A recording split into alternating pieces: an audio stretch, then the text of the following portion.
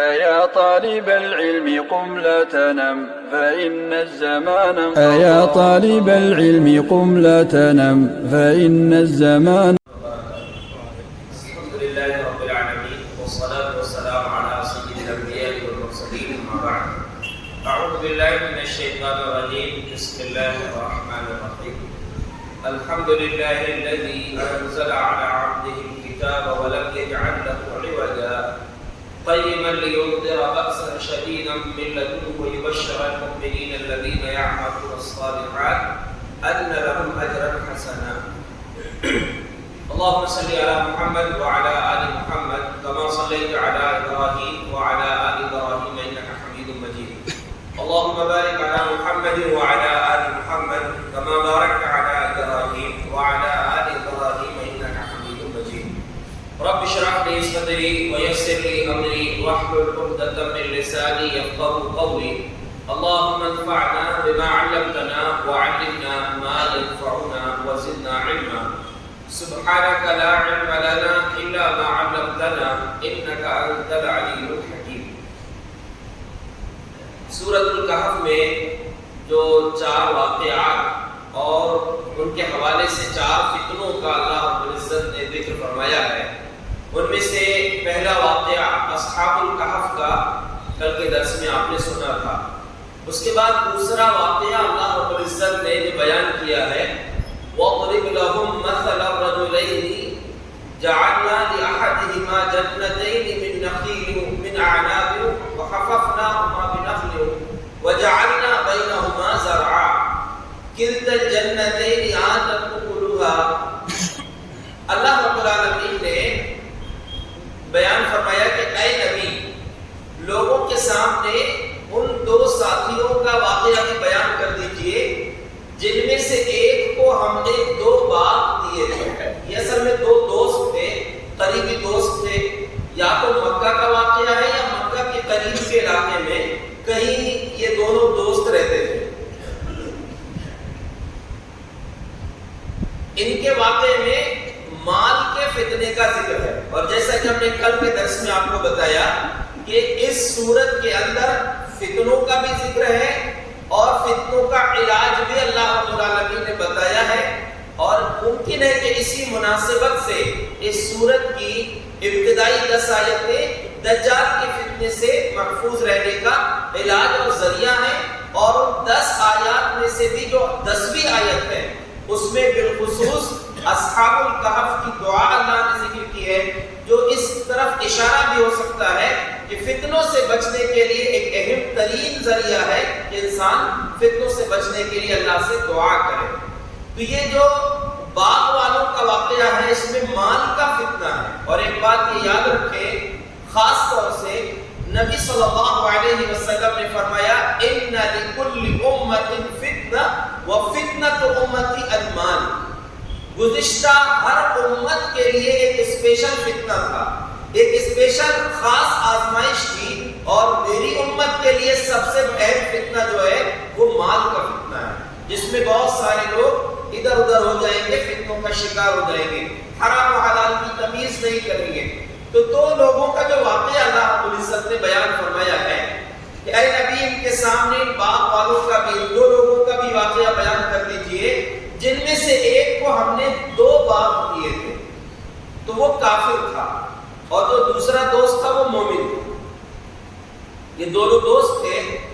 اس کو اللہ رب العالمین نے مال و دولت سے نوازا، تو یہ مال کے نشے میں آ کر، دولت کے نشے میں آ کر اللہ کا منکر ہو گیا، اور سب کچھ اپنی محنت، اپنی سمجھ، اپنی عقل کی اپج سمجھ گیا کہ بس یہ میری محنت کا نتیجہ ہے. تو اللہ نے اس کو کتنے بہترین باغ دیا تھا. فرمایا ہم نے جو 2 باغ دیے تھے، جنتین من اعناب، انگور کے باغ تھے وہ، اور وحففناہما بنخل، وہ 2 انگور کے باغ تھے، اور دونوں کی جو باؤنڈری تھی ان کے آس پاس اللہ رب العالمین نے کھجور کے درخت لگا دیا.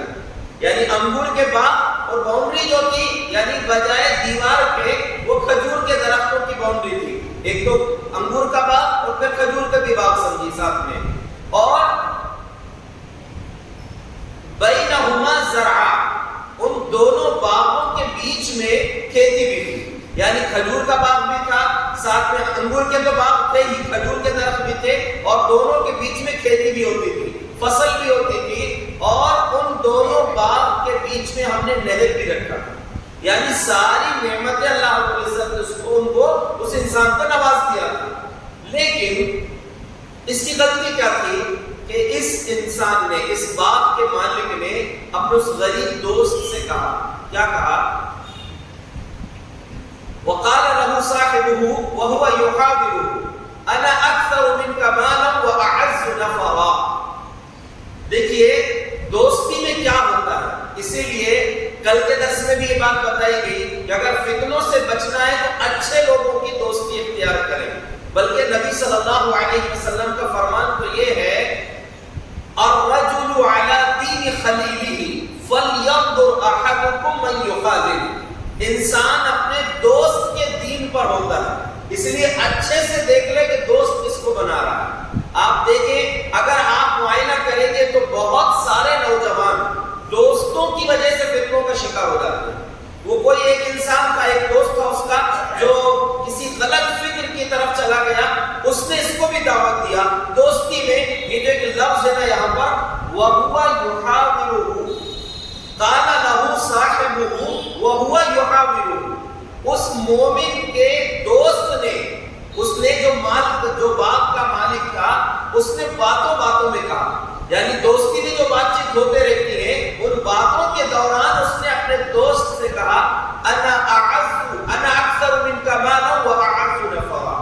میں تجھ سے زیادہ مالدار ہوں اور تجھ سے زیادہ میرے پاس بڑی جماعت ہے، یعنی زیادہ میرے فالوور ہیں، میرے ماننے والے زیادہ ہیں. آج ایک لوگوں کے حساب سے چیز یہ بھی ہے کہ جس کے جتنے زیادہ فالوور ہیں وہ اتنا زیادہ بڑا عالم ہے، اتنا زیادہ حق پرست ہے. لیکن آپ اگر دیکھیں گے تو بڑے بڑے چوٹی کے علماء جن کو علم کا سمندر کہا جا سکتا ہے، ان کے ویڈیوز جو رہتے ہیں وہ چند 100 لوگ بھی نہیں دیکھتے، کیونکہ مشہور نہیں ہوتے وہ سوشل میڈیا میں. لیکن ان لوگوں کی محفلوں میں ایسے بڑے بڑے شاگرد تیار ہوتے ہیں، ایسے لوگ ہوتے ہیں وہ درس دینے والے لوگ. یعنی اگر عرب کے علماء کو آپ دیکھیں یا اور بھی دنیا کے دیگر بڑے بڑے علماء ہوتے ہیں جن کے درس میں دکتور لوگ بیٹھتے ہیں، پی ایچ ڈی کرے ہوئے لوگ ان کے درس سنتے ہیں، ایسے ایسے بڑے بڑے علماء، لیکن ان کے ویڈیوز دیکھنے والے لوگ زیادہ نہیں ہوتے. تو کیا ان کے مقابلے میں وہ جو چھوٹی چھوٹی باتیں کرنے والے چند کتابیں پڑھ کے جو بات کرتے ہیں اور الگ قسم کی راہ لوگوں کو دکھانا چاہتے ہیں، اپنے آپ کو نمایاں کرنا چاہتے ہیں، ان کو آپ اگر سمجھ رہے ہیں کہ وہ بڑے علم والے ہیں، یہ بہت بڑی بھول ہے. اور اس سورہ کے اندر خاص طور سے اللہ رب العزت نے اس چیز کا بھی خاص تذکرہ کیا ہے کہ علم سے آپ کا رشتہ صحیح ہونا چاہیے.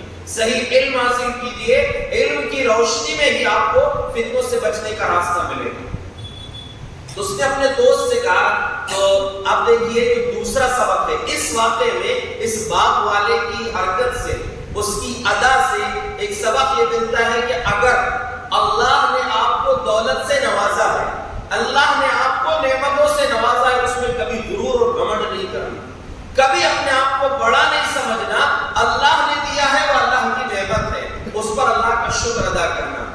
اس آدمی نے بڑی بڑی باتیں کیا. ایک دن ہی آیا، اس مومن دوست نے اس کو سمجھایا. اچھا وہاں بھی صرف وہی لفظ ہے، قال له صاحبه وهو يحاوره اكفرت بالذي خلقك من تراب ثم من نطفة ثم سواك رجلا. مومن نے کہا یار تو عجیب بات کرتا ہے، کیا تو اس رب کا انکار کر رہا ہے جس نے تجھ کو پہلے مٹی سے پیدا کیا، پھر نطفے سے پیدا کیا، پھر تجھے ایک بہترین شاہکار بنا دیا، بہترین انسان بنا کر تجھ کو دنیا میں لایا ہے، اس رب کا تو انکار کرتا ہے. اس نے سمجھایا اس کو. اس سے کیا سبق ہے ہمارے لیے کہ اگر ہمارے تعلقات میں، آپ میں سے کسی کے تعلقات میں ایسے غیر مسلم لوگ ہیں جن سے کاروباری تعلقات ہیں، یا آپ نے ساتھ میں اسکول میں پڑھا ہے، یا کسی بھی معاملے میں ان کے ساتھ آپ کھیلتے ہیں یا کوئی اور کام کرتے ہیں، تو مختلف بنیادوں پر اگر ان سے آپ کے تعلقات ہیں تو آپ کی ذمہ داری بنتی ہے وَهُوَ يُحَاوِرُهُ، باتوں باتوں میں ان کو آپ توحید کی دعوت دیں، ان کو سمجھائیں، آپ ان کو بتائیں کہ آپ کی زندگی کا، آپ کے جیون کا اصل مقصد اور ادیش کیا ہے؟ تو اس نے بتایا کہ اب تو ایسے رب کا انکار کرتا ہے جس نے تجھ کو مٹی سے پیدا کیا، مٹی سے ہم سب کی ابتدا جو ہے آدم علیہ السلام کا اللہ نے مٹی سے بنایا، ثم من نطفۃ، پھر تجھے نطفے سے بنایا، پانی کے خفیف قطرے سے۔ مفسرین نے یہ بھی کہا ہے کہ انسان جو کھاتا ہے غذا وہ مٹی سے زمین سے نکلتی ہے، اس غذا سے پھر نطفہ بنتا ہے اور اسی سے پھر انسان کی پیدائش ہوتی ہے۔ تو اس نے مانا نہیں کہا کہ یار یہ سب بیکار باتیں کرتا ہے۔ اگر قیامت، ایک تو قیامت آئے گی، بائی چانس آ بھی گئی قیامت، وَلَا يَرْجِعُ إِلَىٰ رَبِّهِ لَيَجِدَنَّ خَيْرًا مِنْهَا مُنقَلَبًا، اگر میں لوٹ کر اپنے رب کے پاس گیا بھی تو جتنے بات یہاں پر ہے نا میرے پاس، اس سے بہتر بدلہ مجھ کو ملنے والا ہے، اس سے زیادہ مالدار میں وہاں رہوں گا۔ اللہ رب العالمین نے اس کو دکھا دیا، پورا کا پورا باغ اس تک اس کو نابود ہو گیا، ختم ہو گیا، کچھ بھی نہیں بچا۔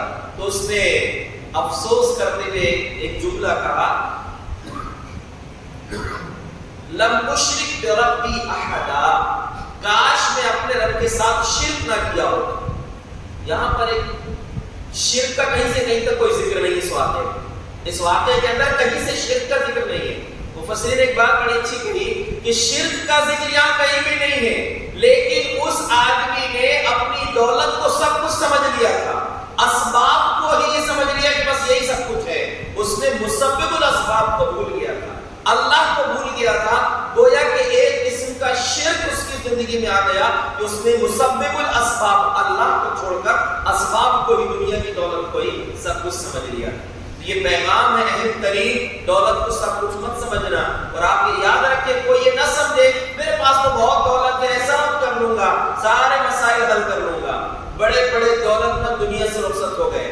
اب کبھی آپ نے سوچا فرعون جو اتنا بڑا بادشاہ تھا، پورا لشکر تھا اس کے پاس، پوری فوج تھی، سارے محکمے تھے، جب حضرت موسیٰ علیہ السلام کا پیچھا کرنے کے لیے اس نے نکلا تو وہ کیا سوچا ہوگا کہ میں بے سب غرق ہو جاؤں گا؟ اللہ نے اس کو ڈبو کر اس کی جگہ دوسروں کو حکومت دے دیا، یعنی وہ بنی بنائی سلطنت اللہ نے دوسروں کے حوالے کر دی، اس کو ڈبا کے برباد کر دیا۔ تو کسی بھی طریقے سے مال کے فتنے کا شکار نہیں ہونا۔ اللہ نے اگر دولت دیا ہے اس کی قدر کرے، اس کا صحیح استعمال کرے۔ اور اس واقعے کا دوسرا سبق یہ ہے کہ ہم کو اللہ رب العزت نے اگر صاحب ایمان بنایا ہے، ہم لوگوں کے سامنے بول سکتے ہیں، ہماری ذمہ داری ہے ہم اللہ کا پیغام لوگوں تک پہنچائیں۔ اور بہت زیادہ اس کے لیے مطلب یہ نہیں کہ آپ کو اسپیشل اسی کی دعوت دینا، آپ جائیں وَهُوَ يُحَاوِرُهُ، اس جملے کو یاد رکھیے، باتوں باتوں میں اس نے دعوت دے دیا، کہا کہ دیکھیں کوئی غلط کر رہا ہے، اس نے سمجھایا، بعد اس نے افسوس کیا کہ میرے سب باپ کا نقصان ہو گیا، کہا یہ تو اللہ کا معاملہ ہے، اللہ نے دیا تھا مجھے امتحان کے لیے، تو اس کو سمجھ نہ سکا۔ ایک واقعہ یہ ہے جس میں مال کا فتنہ اللہ نے ذکر کیا ہے، اور اس نے یہ سمجھایا اس کا علاج کہ دنیا کو سب کچھ مت سمجھنا، دنیا آج ہے کل نہیں رہی، ان الدنیا مقبلۃ و ان الاخرۃ مدبرۃ و ان الاخرۃ مقبلہ، دنیا بھاگ پیچھے کو جا رہی ہے اور آخرت سامنے آ رہی ہے۔ فَكُونُوا مِنْ أَبْنَاءِ الْآخِرَةِ، تم آخرت کے چاہنے والے بنو، دنیا کے چاہنے والے نہ بنو۔ اس کے بعد جو ہے بہت اہم ترین واقعہ وہ موسیٰ علیہ السلام کا واقعہ ہے، اور اس میں علم کے فتنے کا ذکر ہے۔ موسیٰ علیہ السلام کے واقعے میں ہوا کیا تھا؟ موسیٰ علیہ السلام کا ذکر اللہ نے یہاں سے شروع کیا ہے، وَإِذْ قَالَ مُوسَىٰ لِفَتَاهُ لَا أَبْرَحُ حَتَّىٰ أَبْلُغَ مَجْمَعَ الْبَحْرَيْنِ أَوْ أَمْضِيَ حُقُبًا۔ موسیٰ علیہ السلام نے اپنے غلام سے، اپنے ساتھی سے کہا، اپنے شاگرد سے، کہ میں اس وقت تک چلتا رہوں گا جب تک دو سمندروں کے سنگم میں، دو دریاؤں کے سنگم میں جہاں دونوں دریا کر ملتے ہیں اس جگہ نہ پہنچ جاؤں، چاہے مجھے کئی سال تک چلنا پڑے۔ حقوق بولتے ہیں 70 یا 80 سال، ایک معنی۔ دوسرا معنی ہے کہ لا محدود، چاہے برسوں لگ جائیں، کتنے بھی سال لگ جائیں، لیکن میں چلتا رہوں گا جب تک اس جگہ میں نہ پہنچ جاؤں۔ تو وہ جگہ کون سی تھی؟ کیوں جانا چاہتے تھے موسیٰ علیہ السلام اس جگہ میں جہاں دو دریا ملتے ہیں؟ ہوا یہ تھا کہ موسیٰ علیہ السلام ایک دن اپنی قوم میں درس دے رہے تھے، خطبہ دے رہے تھے، لوگوں کو واضح نصیحت کر رہے تھے۔ ایک روایت میں یہ اور ایک میں ویسے ہی کہ بغیر درس کے ایک شخص نے آ کر سوال کر لیا، یا ان کی تقریر بڑی زبردست جمی، بڑی اچھی تقریر لوگوں کے ساتھ میں کیا، تو ایک آدمی نے پوچھا کہ یا موسیٰ هل في الدنيا احد اعلم منك, دنیا میں آپ سے بڑا عالم کوئی ہے کیا؟ یا یہ سوال کیا کہ ابھی دنیا میں سب سے بڑا عالم کون ہے؟ تو یا دنیا کا لفظ نہیں ہے, یعنی سب سے بڑا عالم کون ہے. یعنی ممکن ہے پوچھنے والے کا انداز یہ ہوتا ہے کہ یہاں پر تو ہم ان کو جانتے ہیں, سب سے بڑا عالم کون ہے. تو ایک اعتبار سے دیکھیں تو موسیٰ علیہ السلام وقت کے نبی ہیں, بلکہ یہ وہ خاص نبی ہیں جن کو کلیم اللہ ہونے کا شرف حاصل ہے. اللہ ان سے ڈائریکٹ بات کرتا تھا, موسیٰ علیہ السلام سے ڈائریکٹ بات ہوتی تھی اللہ کی, بغیر جبرائیل علیہ السلام کے واسطے کے. تو کہا کہ میں ہوں سب سے بڑا عالم, میں ہوں بول دیے. اللہ رب العالمین کو پسند نہیں آئی بات. کہا کہ موسیٰ تم کو یہ بات نہیں کہنا تھا, تم نے علم کو میری طرف کیوں نہیں لوٹایا؟ تم کو بولنا تھا کہ اللہ جانتا ہے سب سے بڑا عالم کون ہے.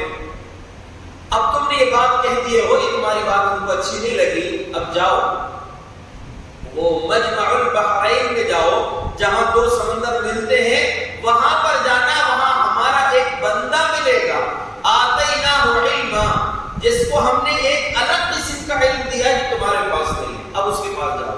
تو موسیٰ علیہ السلام اس بندے سے ملنے کی غرض سے اتنی بڑی بات کہی کہ میں برسوں گزر جائیں گے تو بھی چلتا رہوں گا. اس میں ہمارے لیے سبق کیا ہے؟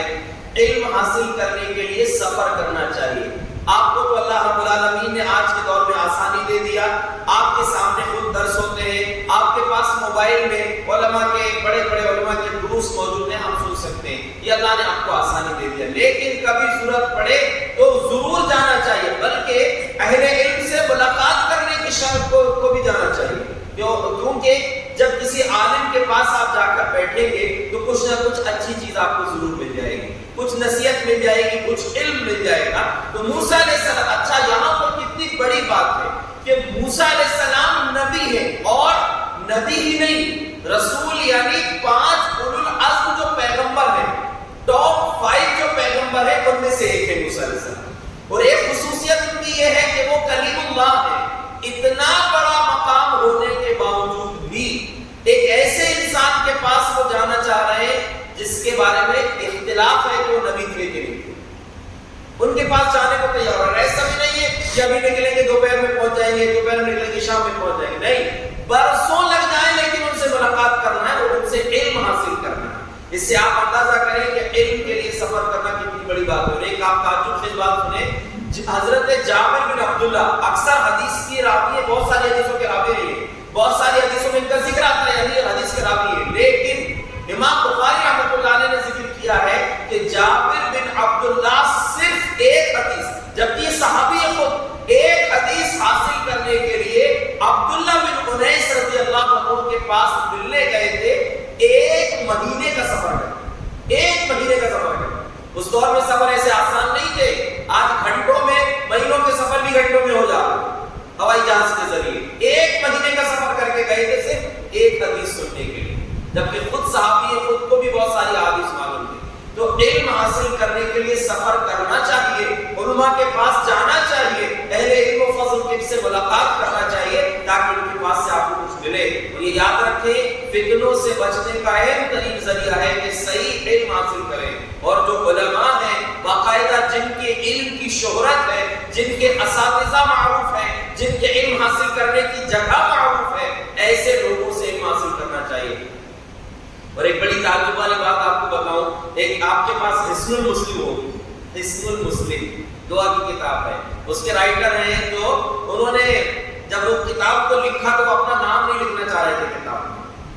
سعید بن علی القحطانی, سعید القحطانی ان کا نام ہے, سعودی عرب کے عالم, انتقال ہوا ہے, بالکل 2-3 سال پہلے ان کا انتقال ہوا ہے. ان کو کسی نے جب انہوں نے یہ اپنا نام لکھنا نہیں چاہا, چھپانا چاہا اپنے نام کو کہ لوگوں کو فائدہ ہو جائے بس, تو ان کو علماء نے, ان کے ساتھیوں نے مشورہ دیا کہ یہ امت مجہول لوگوں سے, یعنی غیر معروف لوگوں سے علم حاصل نہیں کرتی, اس لیے آپ اپنا نام لکھیے اس پر, اس کتاب میں اس کا لکھنے والا کون ہے. اور انہوں نے وہ کتاب لکھا, اللہ نے اس کو اتنی مقبولیت عطا کی ہے کہ روزانہ کوئی نہ کوئی اس کتاب کو ضرور خریدتا ہوگا. اتنی زبردست کتاب ہے, اگر آپ کے پاس نہ ہو تو ضرور آج ہی وہ کتاب لیں, حسن المسلم. اور وہ کتاب دعا کی بہترین کتاب ہے. تو ہمیں اچھے لوگوں سے, یعنی جو واقعی جو علم والے لوگ ہیں, ان سے علم حاصل کرنا چاہیے, ان ان کی خاص بات یہ ہوتی ہے کہ اگر ان کو کوئی چیز معلوم نہیں ہوگی تو سیدھے بولتے ہیں کہ ہم کو نہیں معلوم. اور جو انسان کے پاس سطحی علم ہوتا ہے وہ کیا بولتا ہے؟ وہ اپنی عزت بچانا چاہتا ہے.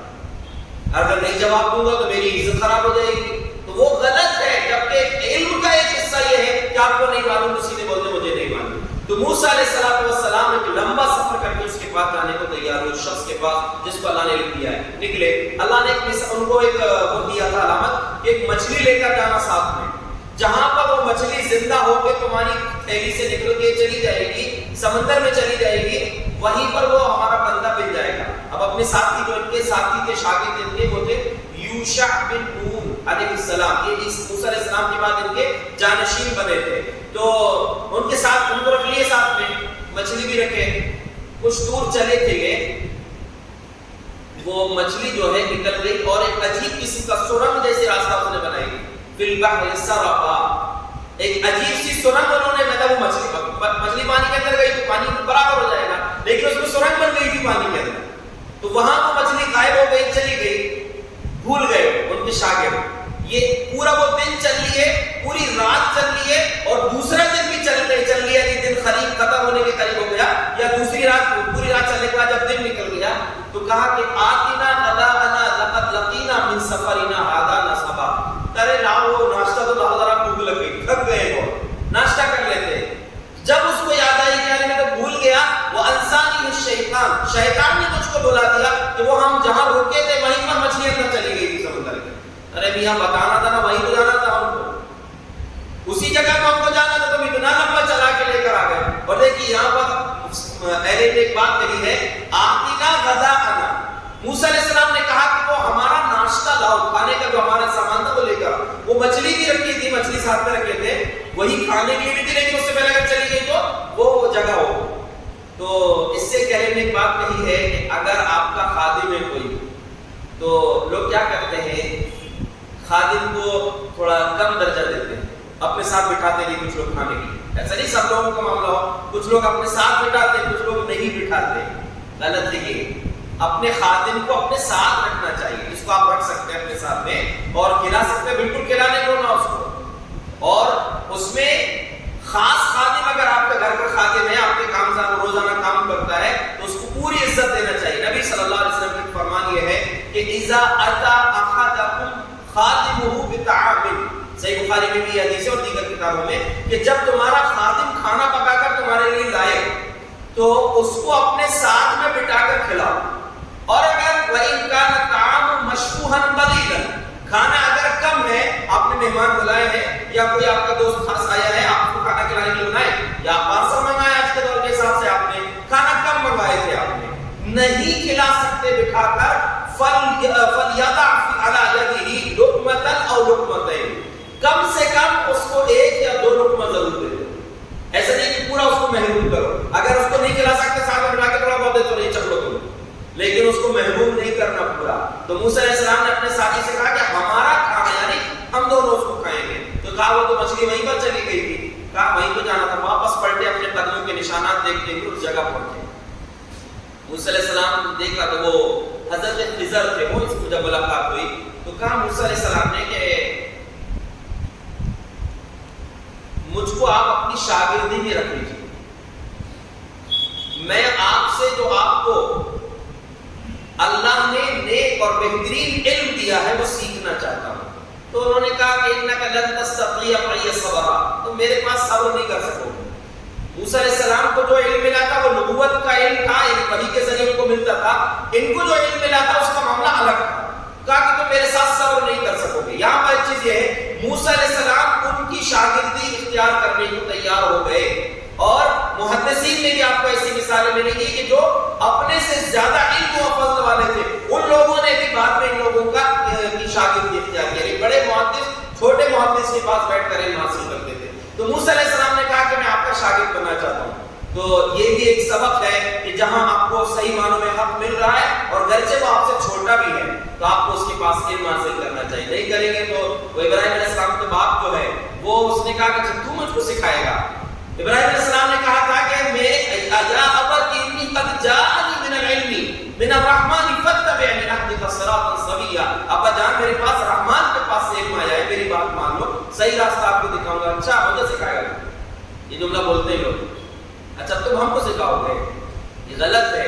सही मानों में अगर किसी के पास इल्म है वो आपसे छोटा ही क्यों ना हो, लेकिन आपको उससे इल्म हासिल करना चाहिए। मूसा अलैहिस्सलाम ने कहा कि मैं आपके पास रुकना चाहता हूँ, कहा कि सब्र नहीं कर सकूंगी, इससे भी एक सबक है। अहले ने कहा है कि उस्ताद को शागिर्द को पहले ही समझा देना चाहिए अगर कोई मुश्किल उसके लिए आ सकती है, कि देखो बेटा तुम पढ़ तो रहे हो लेकिन इसमें ये चीज बर्दाश्त करना पड़ेगा, अगर ये बर्दाश्त कर लोगे तो तुमको इल्म मिलेगा।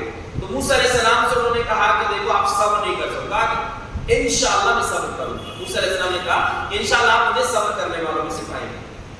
कहा ठीक है चलो। फतलका, दोनों जब चले रास्ते सफर में निकले आगे, तो आगे जब चलने लगे तो फलकिया गुलाम, मशहूर वाक़या है कि एक बच्चे से उनकी मुलाकात हुई। बच्चे से मुलाकात हुई तो पकड़े उसकी गर्दन मरोड़ दी। जिंदा बच्चे खेलते कूदते बच्चे को पकड़ के उन्होंने गर्दन मरोड़ दिए या गला दबा के खत्म कर दिया। अजीब आदमी है ना, अच्छे खासे खेलते कूदते बच्चे को तुमने कत्ल कर दिए, कौन सा जुर्म था उसका? कहा कि अलम अकुल लका इन्नका लन तस्ततिय मइय सबरा, मूसा देखो हमने तुमको बोले थे ना हमारे साथ सब्र नहीं कर सकोगे। अच्छा कहा ठीक है सॉरी, अब नहीं बोलूंगा, इस मर्तबा माफ कर दीजिए, एक मर्तबा मौका दे दीजिए, अब नहीं बोलूंगा। कहा ठीक है चलो। थोड़ी दूर चले तो अब समंदरी सफर तय करना था, कश्ती में बैठना था। फरकिबा फिस सफीनती फखरका, कश्ती में सवार हो गए तो कश्ती वालों ने देख लिए इनको, इसको खिजर को पहचान लिया, हज़रत खिजर को, तो बगैर किराए के बिठा लिया कि आपसे क्या किराया लेंगे हम।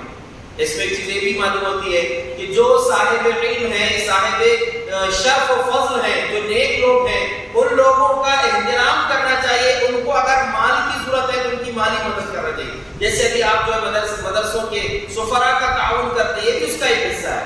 नबी सल्लल्लाहु अलैहि वसल्लम के पास एक सहाबी आए थे, आकर शिकायत की कि अल्लाह के रसूल में दिन भर मेहनत करता हूँ तो मेरा भाई मेहनत नहीं करता, वो दीन सीखते रहता है बस। तो आपने फरमाया लअल्लका तुरज़क़ु बिही, अरे मियां हो सकता है तुमको उसी की वजह से रोजी मिल रही है, मेहनत तो कर रहे हो तुम लेकिन उसकी किस्मत की रोजी तुमको मिल रही है। वो जो दीन सीख रहा है वो बहुत बड़ा काम है, वो सीख, इसका ये मतलब नहीं कि जो दीनदार है या जो इल्म वाले हैं उनको कुछ नहीं करना, बस दूसरों के सहारे जीते रहें, ये भी गलत है। लेकिन जहां जरूरत पड़े उनका ताउन आपको करना चाहिए। तो वो लोग कश्ती वालों ने कहा कि आप ठीक है हम आप किराया नहीं लेंगे, हम आपसे बैठिए। कश्ती में बैठते ने क्या करे, तख्ता निकाल दिए, सुराख कर दिए उसको। मूसा अलैहिस्सलाम ने कहा अजीब आदमी है, बगैर किराए के बेचारों को बिठाया उनको, उन्होंने आपको और तुमने उसको सुराख कर दिए।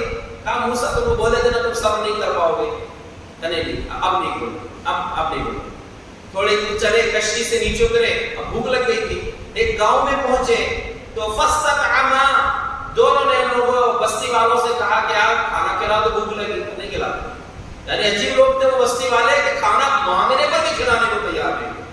अल्हम्दुलिल्लाह हमारा जो शहर है, लोग जो सफीर लोग आते हैं तारीफ करते हैं कि सिवनी बहुत अच्छा इलाका है। अल्लाह रब्बुल आलमीन हम लोगों को और तौफीक दे अच्छे अमल करने।